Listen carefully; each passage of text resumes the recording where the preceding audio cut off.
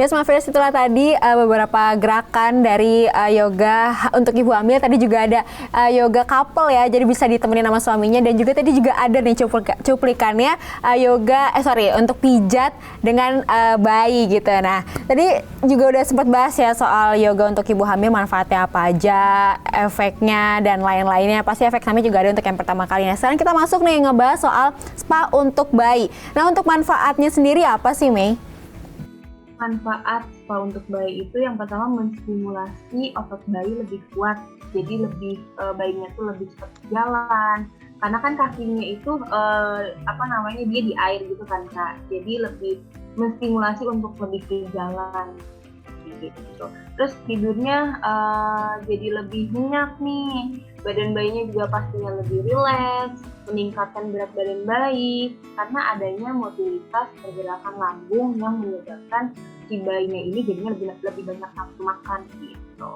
Oke, jadi merangsang beberapa motorik bisa dibilang ya, maksudnya kayak beberapa syaraf juga untuk bisa meningkatkan nafsu makan, maksudnya bisa sampai meningkatkan nafsu makan, tidur jadi lebih nyenyak dan juga nyaman pasti ya untuk bayi. Nah, kira-kira bayi itu bisa dipijat itu dari umur berapa? Kalau untuk pijat, setelah tali pusarnya sudah puput, itu sudah boleh. Biasanya pada bayi yang sudah puput itu masuk ke 7 hari. Nah, itu sudah puput, jadi sudah boleh dipijat. Oke, apakah ada berat badan ideal untuk si bayi agar bisa dipijat? Berat badan ideal biasanya 2,5 kilo, itu sudah bisa dipijat. Tapi kalau untuk bayi prematur yang kurang dari 2,5 kilo, boleh asalkan dengan pantauan dokter juga ya. Jadi konsultasikan dulu ke dokter, boleh atau tidak dipijat, tapi manfaatnya juga kalau untuk bayi prematur atau kurang dari 2,5 kilo, itu juga bagus banget. Oke, durasi yang dibutuhkan untuk satu sesi pijat bayi itu berapa lama dan kira-kira idealnya dalam seminggu bisa dilakukan berapa kali? Kalau misalkan durasinya itu sekitar 15-30 menit. Nah, kalau bundanya atau ibu-ibu di luar sana bisa melakukan pijat bayi sendiri atau sudah belajar sebelumnya, itu boleh dilakukan setiap hari setelah mandi. Setelah babynya dimandikan, bundanya pijat bayi sendiri. Tapi kalau untuk sama terapis, seminggu boleh 2-3 kali. Kira-kira apa aja nih step yang dilakukan untuk pijat bayi dan juga baby spa? Kalau untuk urutannya, baby spa itu yang pertama kita pijat bayi nih. Sebelum kita melakukan berenang bayi, kita pasti adanya pemanasan untuk bayi biar tidak kaku, biar enggak sakit di dalam air gitu kan. Kita lakukan pemanasan. Lalu habis itu metode berenang bayi, dan yang terakhir itu pemijatan bayi. Oke. Nah, ada nggak sih mungkin kondisi tertentu yang kira-kira si bayi ini tuh nggak boleh melakukan baby spa maupun mungkin pijat bayi?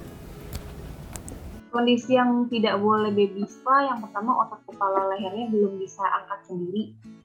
Dia belum bisa menopang kepalanya sendiri. Nah, itu atau enggak habis imunisasi bayinya terus sedang sakit, terus bayi yang ada riwayat kejang-kejang atau penyakit bawaan lainnya yang menurut dokter tidak boleh melakukan kegiatan yang lebih banyak atau tidak boleh melakukan aktivitas yang banyak gitu. Terus juga baby spa tidak boleh dilakukan pada saat jamnya makan, jamnya haus, atau jamnya tidur.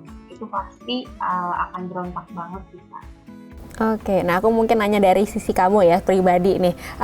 Setiap hari bisa dibilang sering banget nih ketemu sama bayi-bayi lucu. Apa sih mungkin perasaan yang kamu rasain melihat anak bayi yang masih lucu dan lain-lain? Apa ada rasa bersyukurnya mungkin? Apa nih perasaan yang kamu rasakan gitu? Jadi senang pastinya, karena memang aku memilih untuk seperti sekarang karena memang aku senang menjalaninya, bahagia. Terus semangat Kak kalau mau ketemu mereka tuh. Kalau ada yang reservasi bayi itu akunya semangat banget.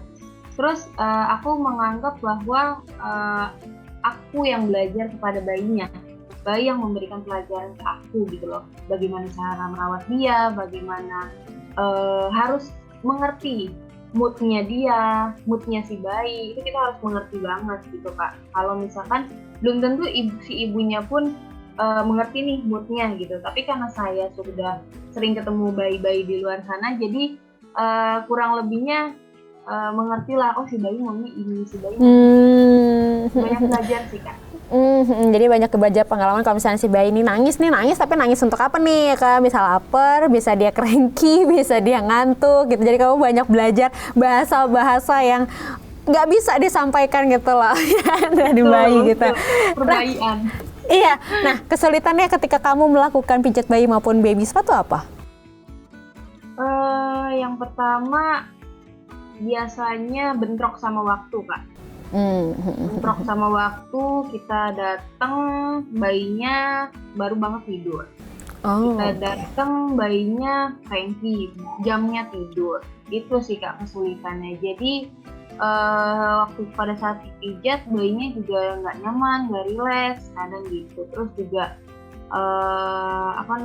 ya balik lagi harus ada kepercayaan antara keluarga pasien, orang tua pasien ke bidannya gitu, bahwa memang mereka cranky atau misalkan nangis ya bukan karena dipijatnya gitu, karena memang ada beberapa hal yang membuat dia tidak nyaman gitu.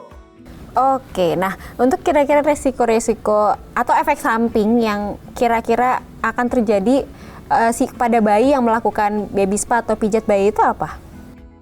Kalau untuk dipaksakan dia akan trauma. Yang pertama, jadi dia ketika dipijat atau baby spa dia ngelihat air aja tuh udah takut, udah histeris, berbahaya. Jadi jangan dipaksakan kalau bisa, terus juga harus tepat waktunya, gitu sih Kak. Benar-benar melihat dari si moodnya bayi, sesuaikan ya. Betul. Oke, nah selanjutnya aku akan ajak kamu nih sedikit main game, yaitu mitos atau fakta. Jadi aku akan memberikan statement dan kamu akan jawab antara mitos atau fakta, tapi kita break dulu ya. Jadi Sobat Viewers jangan kemana-mana, tetaplah bersama kami di Health on Top.